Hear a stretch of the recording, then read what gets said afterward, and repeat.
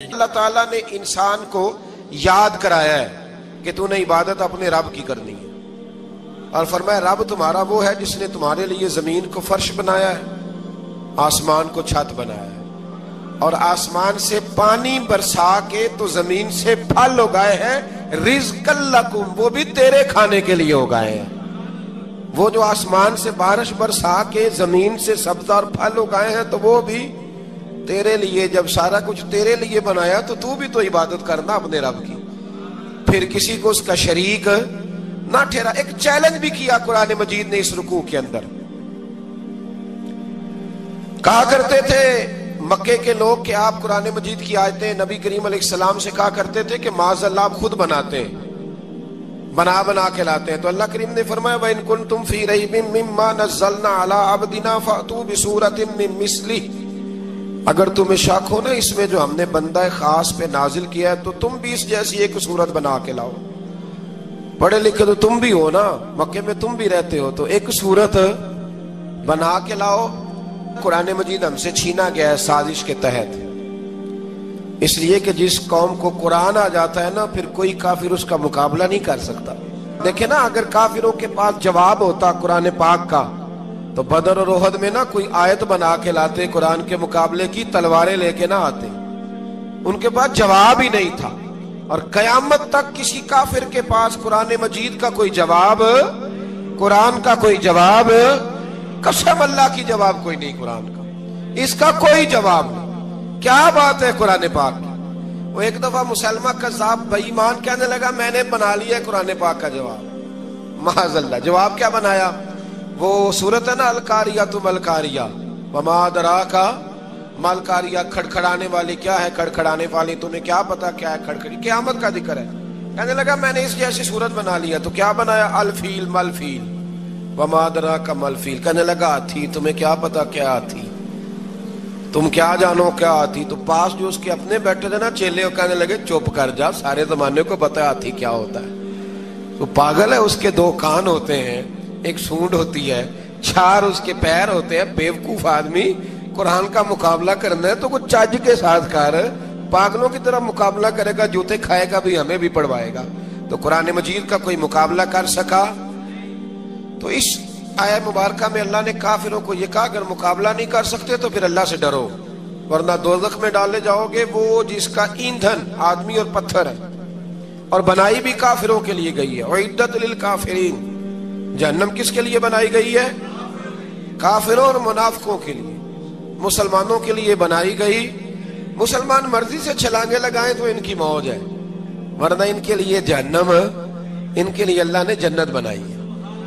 اور یہ بات کرتے ہی رب کریم نے فرمایا اے محبوب علیہ السلام مومنوں کو خوشخبری دے دیں کہ اللہ نے ان کے لیے جنت بنائی ہے، اس میں باغات ہیں، انہیں رزق دیا جائے گا کھانے کے لیے، اور اس میں انہیں پاکیزہ بیویاں دی جائیں گی، اور پھر وہ اس میں ہمیشہ رہیں گے، انہیں اس سے نکالا نہیں جائے گا۔ آگے جو آیات کریمہ ہے نا اس کے اندر اللہ تبارک و تعالیٰ نے فرمایا ہے کہ اللہ حیا نہیں کرتا سمجھانے کے لیے، مچھر کی مثال بھی دینی پڑے۔ فرمایا قرآن سے کچھ لوگ ہدایت حاصل کرتے ہیں اور کچھ گمراہ ہو جاتے ہیں۔ جب لوگ اپنی مرضی کی تشریحات چاہتے ہیں تو گمراہ ہوتے ہیں، اور جب قرآن کو رسول اللہ صلی اللہ علیہ وسلم اور امت مسلمہ کی تشریحات کی روشنی میں سمجھتے ہیں تو پھر اللہ ہدایت عطا فرماتا ہے۔ پھر اللہ تبارک و تعالیٰ نے آگے ارشاد فرمایا حضرت آدم کی پیدائش کا واقعہ۔ کچھ مفسرین نے لکھا اللہ نے مشورہ کیا تھا فرشتوں سے، وَإِذْ قَالَ رَبُّكَ لِلْمَلَائِكَةِ إِنِّي جَاعِلٌ فِي الْأَرْضِ خَلِيفَةً، لیکن کچھ مفسرین کہتے ہیں کہ اللہ کو ضرورت نہیں فرشتوں سے مشورہ کرنے کی، اللہ نے فرشتوں سے مشورہ نہیں کیا، بلکہ رب نے انہیں آگاہ فرمایا تھا کہ میں لگا ہوں زمین پہ اپنا نائب بنانے، میں خلافت دینے لگا ہوں زمین پہ۔ اب یہ تو دینے والی کی مرضی ہے نا اس نے کس کو دینی ہے، یہ تو دینے والے کی مرضی ہے نا اس نے۔ تو کچھ لوگ کہتے ہیں کہ دینے والے سے زیادہ ہمیں پتہ ہے، تو فرشتوں کو بھی یہ اجتہادی خطا ہو گئی، کہنے لگے یا اللہ اسے نہ بنانا، یہ فساد کرے گا، یہ خون ریزیاں کرے گا۔ تو اللہ نے فرمایا جو میں جانتا ہوں وہ تم، اللہ اکبر۔ امام راضی فرماتے جب رمضان آتا ہے تو اللہ فرشتوں سے کہتا ہے ذرا یہ کھول کے دروازے دیکھو نا یہ زمین پہ کیا کر رہے ہیں، تم تو کہتے تھے فساد کریں گے اور یہ سارے تراویحاں پڑھ رہے ہیں. تم تو گویا کہتے تھے فساد کریں گے اور یہ تو دیکھو گویا رمضان کے روزے رکھ رہے ہیں. یہ تو میری یاد میں نکلے ہوئے ہیں. تم کچھ کہتے تھے اور دیکھو میں نے تمہیں کہا تھا نا جو میں جانتا ہوں وہ تم. اللہ نے پھر حضرت آدم علیہ السلام کو تمام زمانے کے علوم عطا کیے, علم سکھا لیا. تو فرشتوں سے کہا تم بھی ان چیزوں کے نام بتاؤ, تو وہ بتا سکے نہیں. اللہ نے فرمایا اب اس طرح کرو, آدم کو سجدہ کرو. سب نے سجدہ کیا سوائے. وہ کہنے لگا یا اللہ صرف تجھے ہی کرنا ہے. کرنا بھی صرف اللہ کو چاہیے, پر رب کے آگے بھی جھکنا چاہیے, اور جس کے سامنے رب جھکائے نا وہاں بھی. اور یہ جو عاجزی ہے نا, یہ جو جھکنا ہے, یہ علم کے آگے ہے. ہماری مصیبت یہ ہے کہ ہم علم کے آگے بھی گردن جھکانے کو تیار نہیں ہوتے, وہاں بھی ہم خود عالم فاضل بن جاتے ہیں. تو فرمایا کہ سب سے کہا سجدہ کرو, سب نے سجدہ کیا سوائے ابلیس کے. تو پھر ہوا کیا, وکان من الکافرین, وہ کافروں میں سے ہو گیا. پھر اللہ نے حضرت آدم کو اور جناب حوا کو نا مقام دے دیا جنت میں رہنے کے لیے, اور کہا سارا کچھ کھانا, درخت کے قریب نہ جانا. ابھی آپ کسی سے کہہ دیں تھوڑا سا کہ پیچھے نہ دیکھنا, یعنی اگر میری سمجھ لیں ادب کی وجہ سے کوئی 1.5-2 منٹ یا 6 منٹ نہیں بھی نہ دیکھے گا تو سوچے گا ضرور کہ پتہ نہیں اب پیچھے کیا ہے, مصیبت کیا ہے. یعنی آپ کہہ کے دیکھ لیں کسی کو, پیچھے نہ دیکھنا. فطرت ہے نا انسان کی, وہ جستجو کرتا ہے, کہا اس درخت کے پاس نہ جانا. تو حضرت حوا سلام اللہ علیہ کہتے ہیں دل میں خیال رہتا تھا کہ آخر ہے کیا درخت کے پاس. یہی انسان کا عقیدہ توحید ہے کہ جہاں سے رب منع کر دے وہاں وہ منع ہو جائے. اور یہ ان کی خطا نہیں تھی, یہ اللہ کی حکمت تھی, چونکہ رب نے تو پہلے کہہ دیا تھا بنایا ہی زمین کے لیے, تو یہ تو سارا کچھ ہونا تھا تو زمین پہ آنا تھا نا. تو حضرت حوا اور جناب آدم کے پاس شیطان آیا, اب اس کو نکال تو دیا تھا پر ابھی اس کا جنت میں آنا جانا بند نہیں ہوا تھا, یہ بھی اللہ کی حکمت تھی. تو وہ کہنے لگا تمہیں پتہ ہے بعد میں مر جاؤ گے. تو حضرت حوا کہنے لگی کیا موت بھی آئے گی؟ کہاں, اس کی تکلیف بھی بڑی ہوگی, تو پھر بچیں گے کیسے؟ تو کہنے لگے پھل کھا لو اس درخت کا. تو بچنے کے لیے پھل کھایا تھا. جس طرح لوگ آج بہت سارے کام بچنے کے لیے کرتے ہیں پر بچ سکتے, بچنے کے لیے پھل کھایا. تو اللہ نے فرمایا زمین پہ چلے جاؤ. تو حضرت آدم زمین پہ آئے, پھر کئی 100 سال روتے رہے. فَتَلَقَّى آدَمُ مِن رَبِّهِ کَلِمَاتٍ, تو پھر اللہ نے خود ہی جناب آدم کو کچھ کلمے سکھائے. علامہ اسماعیل حقی فرماتے ہیں وہ کلمے یہ تھے کہ حضرت آدم نے میرے نبی کا وسیلہ پیش کیا, اللہ کریم نے جناب آدم کی دعا کو مقبول فرما لیا. پھر آگے بنی اسرائیل کا ذکر آ جاتا ہے. اللہ تعالیٰ نے بنی اسرائیل, آج آپ اسی قوم کو یہودی کہتے ہیں, ان کو اللہ نے اس زمانے میں فضیلت عطا کی تھی بہت زیادہ. تو عرب کے اندر جب نبی پاک علیہ السلام نے اعلان نبوت کیا تو کچھ لوگوں نے یہ کہہ دیا کہ اگر یہ یہودی کلمہ پڑھ لیں گے تو ہم بھی پڑھ لیں گے. تو پھر اللہ نے انہیں یاد کرایا کہ تم اصل میں کیا ہو, تمہیں کلمہ پڑھنا چاہیے. تو اہل یہود کا تذکرہ کرتے کرتے رب کریم نے ایک بات یہ بھی ارشاد فرمائی کہ تم لوگوں کو تو کہتے رہے ہو کہ وہ نبی آنے والے ہیں, وہ نبی آنے والے ہیں, اور جب آ گئے ہیں تو ماننے کو تیار نہیں ہو. تو فرمایا تأمرون الناس بالبر وتنسون انفسکم وانتم تتلون الکتاب, لوگوں کو بھلائی کا حکم دیتے ہو اور اپنے آپ کو بھول جاتے ہو. افلا تعقلون, تمہیں عقل نہیں؟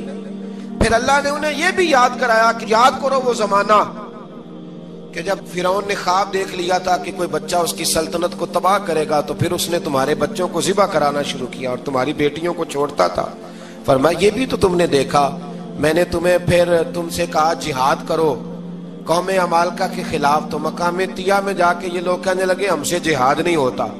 اللہ نے انہیں ایک میدان میں قید کر دیا. بڑی دلچسپ بات, قید تو لوگ ہوتے ہیں نا چار دیواری میں, تو اللہ نے بنی اسرائیل والوں کو جب انہوں نے کہا ہم جہاد نہیں کریں گے تو اللہ نے میدان میں قید کر دیا.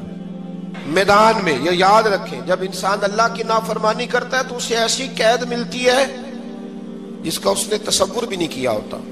ایک میدان ہے مقام طیہ, قید ہو گئے, سارا دن سفر کرتے تھے, سارا دن, تو رات کو تھک کے سوتے تھے, صبح اٹھتے تھے نا جب, تو وہیں ہوتے تھے جہاں کل صبح چلے تھے.